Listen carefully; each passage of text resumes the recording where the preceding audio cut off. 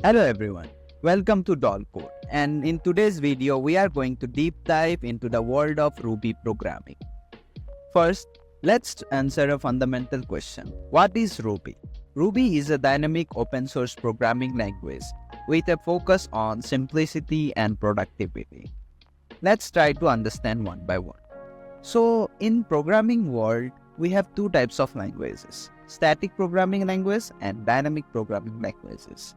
Static programming languages are those whose type is determined during the compile time itself, and dynamic are those whose variables type are determined after the application is run.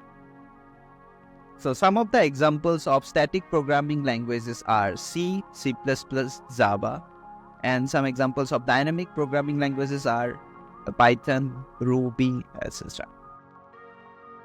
What is the main advantage of Ruby? So if you see like the syntax here, so Ruby is very natural and easy to read and write. Now let's try to explore some of the use cases of Ruby.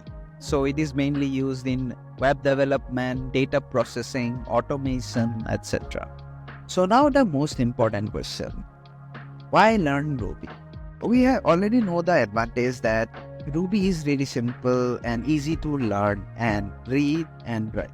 Ruby also has a very big community and vast amount of resources online, which is really helpful for a developer. Ruby is also used in very big firms like GitHub, Airbnb, Shopify, etc. So Ruby is everywhere.